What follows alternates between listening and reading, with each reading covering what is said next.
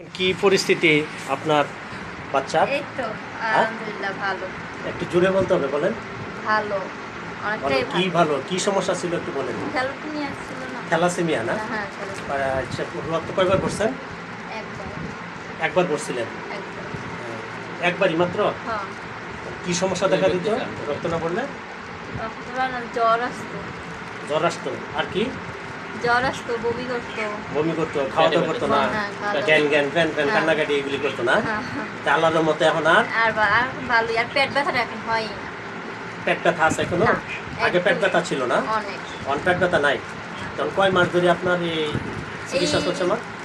প্রায় চার মাস থেকে। আচ্ছা, 4 মাসের মধ্যে কোনো সমস্যা তার হয় নাই। এখন আল্লাহর মতো বলে, এই তো এদিকে তাকাও, হ্যাঁ, একটা হাসি দেও। তোমার নাম কি? হ্যাঁ, আপনার কি হয় উনি? বাবা। আপনার কি মেয়ে? হ্যাঁ, আমার মেয়ে। মেয়ে।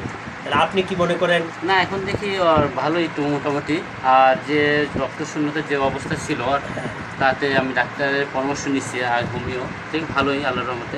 এখন ওটা শুধু প্রবলেমটা কি, ও মাঝে মাঝে একটু শরীরটা দুর্বল হয় মাঝে মাঝে। মাঝে মাঝে? হ্যাঁ, মাঝে আচ্ছা, মাঝে। ওদের স্বাভাবিক। হুম। কোন ডাক্তারের কাছে ছিলেন, নাম জানা আছে? এটা ডাক্তার? এটা ওই ফরেজি হাসপাতালে। ডাক্তারের নাম ছিল কি যেন, খেয়াল নেই, অনেক আগে। আর হোমিও যে চিকিৎসা করাচ্ছেন, না, না, ডাক্তার হোমিও। নাম কি? আমি ডাক্তারের নাম কি? আপনার জিয়াউর রহমান বাবু নাকি? ডাক্তার রেজাউল করিম বাবু। রেজাল্ট করুন বাবু।